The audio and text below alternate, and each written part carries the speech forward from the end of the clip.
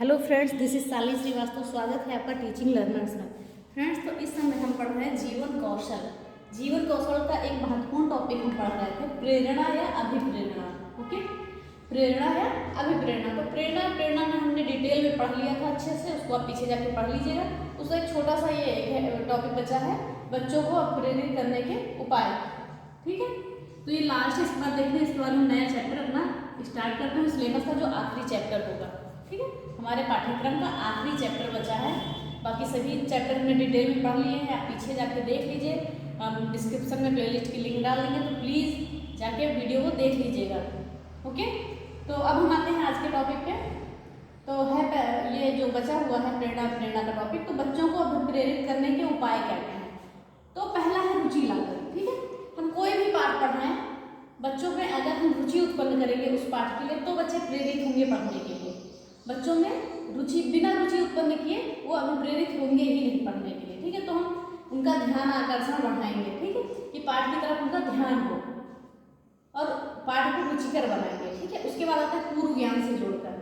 भाई बच्चे को अगर हम नया कुछ पढ़ा रहे हैं तो उसे पूर्व ज्ञान से जोड़कर पढ़ाएंगे, तभी उन्हें समझ में आएगा, वो पढ़ने के लिए थोड़ा प्रेरित होंगे कि वो नई चीज़ों को जानने के लिए उत्सुक है कि पुराने समय में पुराने चीज़ों में ऐसा हुआ था, तो नई चीज़ों में हमें क्या हुआ। तो पूर्व ज्ञान से जोड़कर अगर पढ़ाएंगे तो पढ़ने के लिए प्रेरित होंगे। ठीक है, फिर अगला आता है समूह कार्य। ठीक है, बच्चा अकेले कार्य करने से अच्छा जब समूह में कार्य करता है तो ज़्यादा प्रेरित होता है, वो दूसरे बच्चों को देखता है।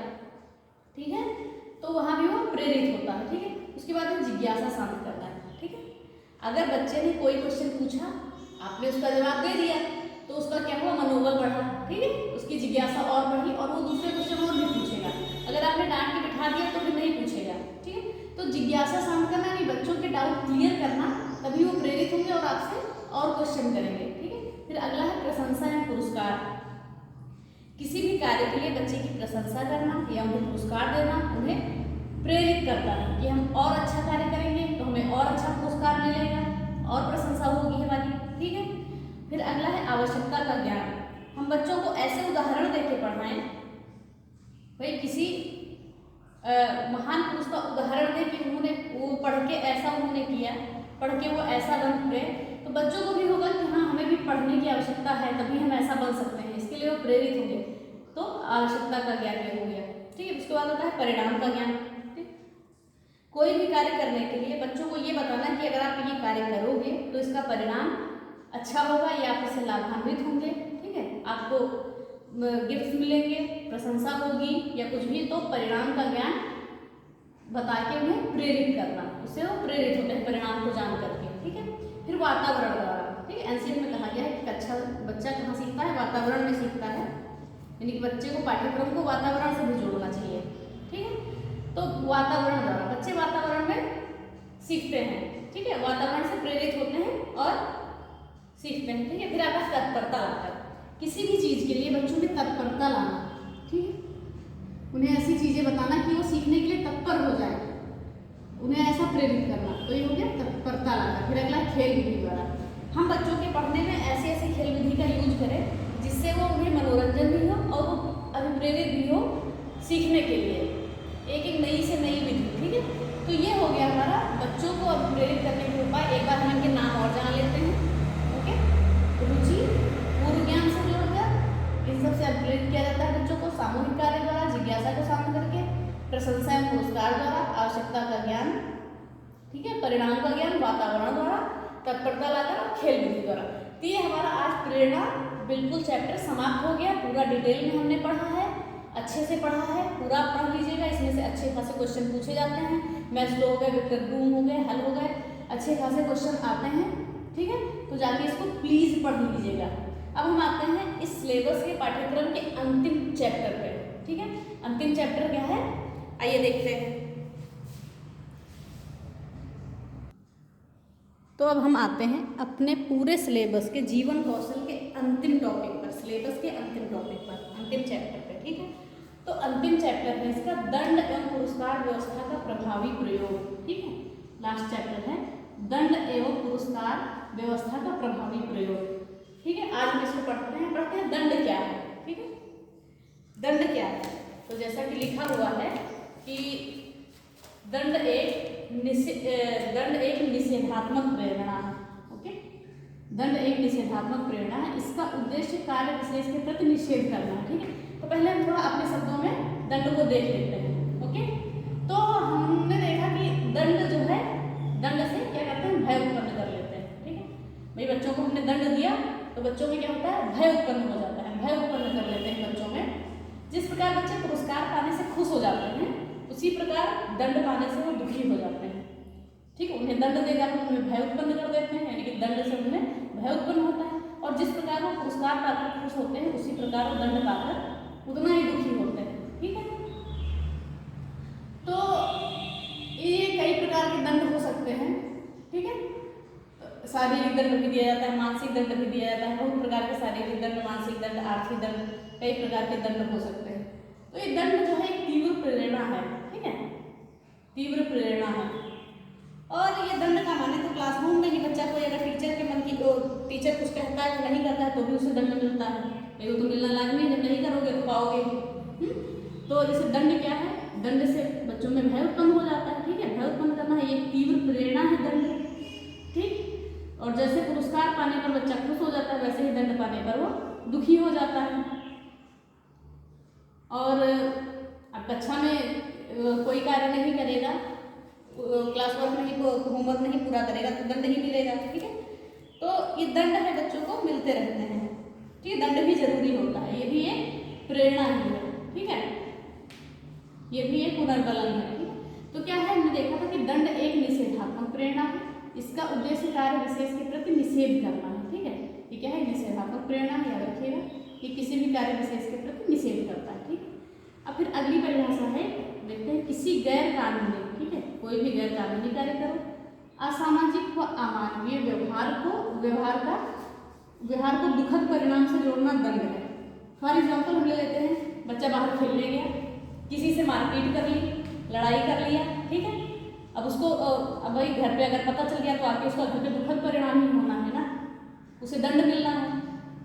तो सीधे शब्दों में समझ सकते हैं, किसी गैर कानूनी, असामाजिक व अमानवीय कार्य का दुखद परिणाम से जोड़ना ही दंड है। ठीक है, तो ये होगी दंड की दूसरी परिभाषा। हम देखते हैं कुछ शिक्षाविदों के द्वारा। ठीक है, तो शिक्षाविदों के द्वारा क्या है, अवांछनीय व्यवहार को दुखद साहचर्य से जोड़ना दंड है। ये कहा था हरलाख ने। ओके, हम लिख देते हैं हरलाख। ठीक है, एक बार और देख लेते हैं, अवांछनीय व्यवहार को दुखद साहचर्य से जोड़ना क्या है, दंड है। ये कहा था हरलाख ने। फिर अगली हमारी परिभाषा आती है, दंड वह साधन है जो अवांछनीय कार्य के साथ दुखद भावना को, जो अवांछनीय कार्य के साथ दुखद भावना को, जाहिर सी बात है, जब अवांछनीय कार्य कोई करेंगे तो उसके साथ दुखद भावना जुड़ ही जाएगी, को संबंधित करके उसे दूर करने का प्रयास करता है। दंड वह साधन है जो अवांछनीय कार्य के साथ दुखद भावना को संबंधित करके उसे दूर करने का प्रयास करता है। जैसे कोई अवांछनीय कार्य हुआ, उसके साथ उसे दंड मिल गया, तो जाहिर सी बात है कि वो जो उसने किया है कार्य व्यवहार, वो उससे दूर जाएगा, उसे दूर करने का प्रयास होगा। ठीक है, तो फिर दोबारा वो ऐसे कार्य नहीं करेगा कि उसे दंड प्राप्त हो। ओके, ये कहा है थॉमसन ने, ये परिभाषा दी है थॉमसन ने।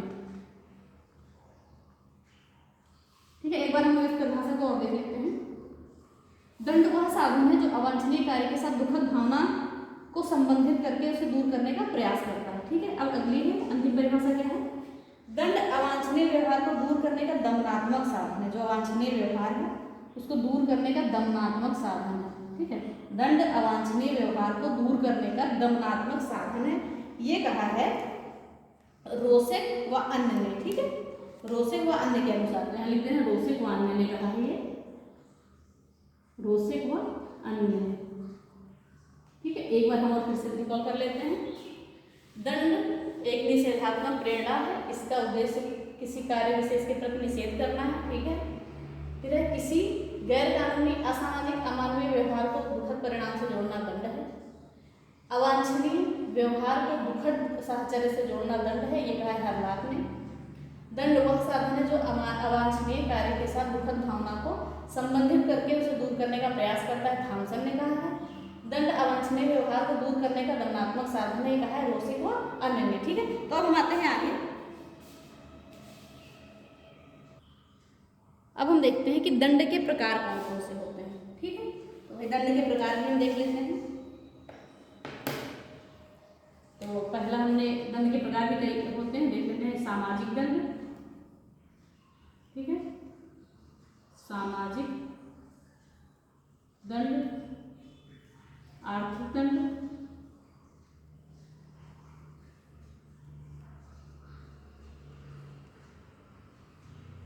ठीक है, सामाजिक दंड, सामाजिक दंड, आर्थिक दंड, मानसिक दंड, मनोवैज्ञानिक दंड, मानसिक दंड, मानसिक दंड, मनोवैज्ञानिक दंड,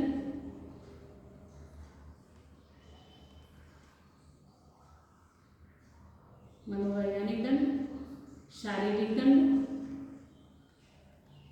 ओके, शारीरिक दंड, ठीक है। फिर आता है वैधानिक दंड, छठा हमारा वैधानिक के कानूनी दंड आता है। ठीक है,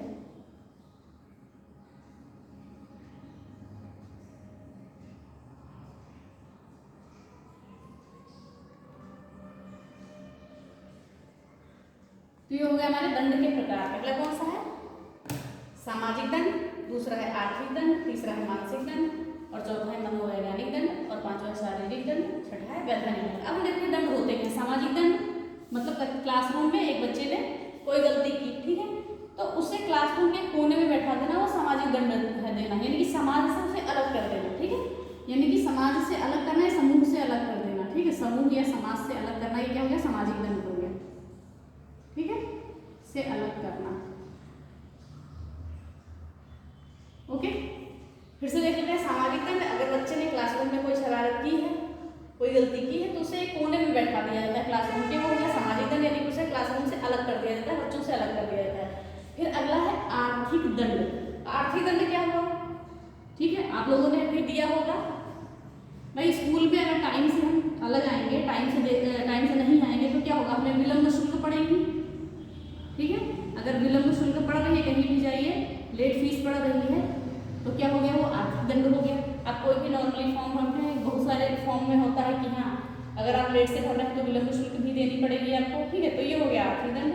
फिर तीसरा होता है मानसिक दंड। ठीक है, मानसिक दंड, अगर बच्चे ने कोई होमवर्क नहीं किया है, ठीक है, तो उसे क्लास में होमवर्क तो करवाना ही, ठीक है, और बार बार वही चीज करवाना, बार बार वही होमवर्क करवाना। ठीक है, बार बार वही होमवर्क। आपने देखा होगा, आप लोग की जब टीचिंग लगी होगी तो बच्चे वर्क करके नहीं आते होंगे, तो हम लोग क्या करते थे कि बच्चों से कहते थे वर्क नहीं हुआ है तो पेंसिल नहीं लिखा है आपने, फिर से लिखिए, फिर इरेज करिए, फिर लिखिए। तो ये होता है मानसिक दंड कि एक ही प्रश्न को बार बार करवाना। ठीक है, कहने का मतलब है कि एक ही प्रश्न को बार बार करवाना है, मानसिक दंड है। ठीक है, फिर आता है मनोवैज्ञानिक दंड। ठीक है, मनोवैज्ञानिक दंड, अगर किसी बालक ने झगड़ा किया है, लड़ाई किया है, ठीक है, तो पहले तो उससे माफी मंगवा लेना। ठीक है, झगड़े के बाद बच्चे से कहना कि माफी मांग लो। बच्चा अगर माफी भी मांग ले, उसके बाद भी एग्जाम में नंबर काट लेना। ठीक है, नंबर काट लेना। तो ये हो गया मनोवैज्ञानिक दंड।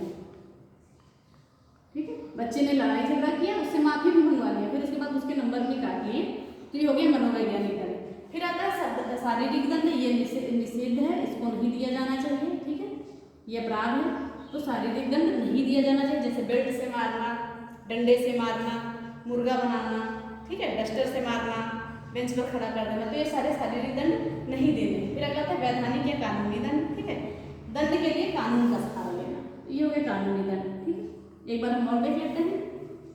सामाजिक दंड यानी बच्चे को क्लासरूम से अलग कोने में बैठा देना, सामाजिक दंड हो गया। आर्थिक दंड, स्कूल देर से आने पर विलम्ब शुल्क देना, आर्थिक दंड हो गया। मानसिक दंड, किसी एक ही वर्क को, होमवर्क को, प्रश्न को बार बार करवाना, मानसिक दंड हो गया। मनोवैज्ञानिक दंड, बच्चे ने लड़ाई किया, माफी भी मांगी, उसके बाद भी एग्जाम में उसके नंबर काट लेना, ये हो गया मनोवैज्ञानिक दंड। शारीरिक दंड निश्चित है, जैसे बेल्ट से मारना, डस्टर से मारना, सीट पर खड़े कर देना, मुर्गा बना देना, ये सारे दंड नहीं देने हैं। फिर अगला है छठा वैधानिक या कानूनी दंड, यानी कि जब दंड के लिए कानून का सहारा ले लेना, तो वो है कानूनी दंड। ये हो गए दंड के प्रकार, याद रखिएगा। ठीक है, अब हम आते हैं आगे।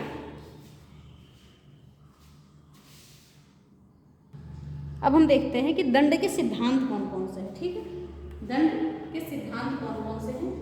तो हमने देखा कि दंड के सिद्धांत में चार हैं। ठीक है, एक सुधारात्मक सिद्धांत, दूसरा है परिणाम बोधक सिद्धांत, तीसरा है प्रतिरोधात्मक सिद्धांत और चौथा है प्रतिशोधात्मक सिद्धांत। ठीक है, तो इनको जानते हैं कि ये सिद्धांत होते क्या हैं। तो सुधारात्मक सिद्धांत क्या है, किसी ने कोई गलती की तो उसे हम सुधार के लिए जो हम दंड देते हैं, यानी कि सुधार के लिए दंड देना। ओके, सुधार के लिए दंड, ये हमारा सुधारात्मक सिद्धांत हो गया। ठीक है, सिंपल सा कि किसी की गलती के लिए उसे सुधार के लिए दंड देना कि वो दोबारा गलती ना करे, सुधारात्मक हो गया। फिर परिणाम बोधक सिद्धांत, परिणाम बोधक होता है कि संभावित परिणाम का डर उत्पन्न करना। ठीक है, कि उसका डर है, यानी कि संभावित परिणाम का डर जो है, संभावित परिणाम का डर। ठीक है, संभावित परिणाम का डर ही परिणाम बोधक सिद्धांत।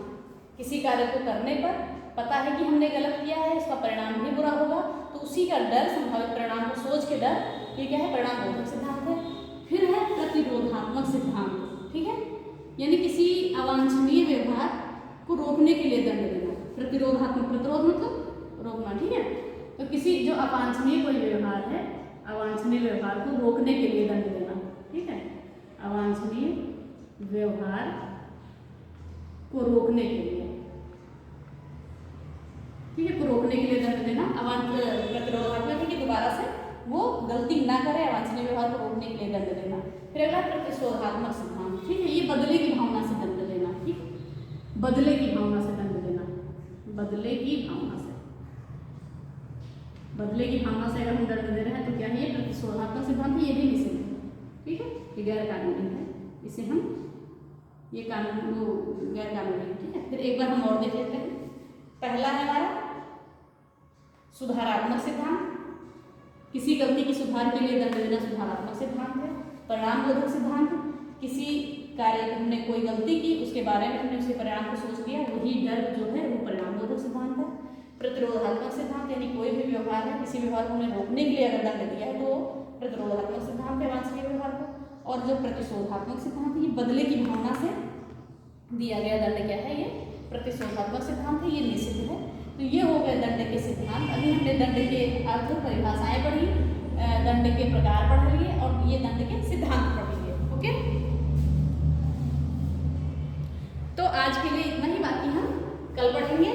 तो प्लीज़ पढ़ते रहिएगा, वीडियोस पिछली देखते रहिएगा। प्लेलिस्ट हम इस लिंक में डिस्क्रिप्शन में डाल देंगे, पिछले सारे वीडियो देखते रहिए। अब ज़्यादा चैप्टर नहीं बचा है, इसमें भी एक क्लास और बची है दंडन पुरस्कार की, बस आपका जीवन कौशल कंप्लीट हो जाएगा, 10 नंबर आपके पक्के हो जाएंगे। अगर आप पूरी क्लास ले रहे हैं, पूरी क्लास अच्छे से ले रहे हैं, तो 1 नंबर आपका 10 में से 1 नंबर कहीं बाहर नहीं जाएगा, ये विश्वास रखिए।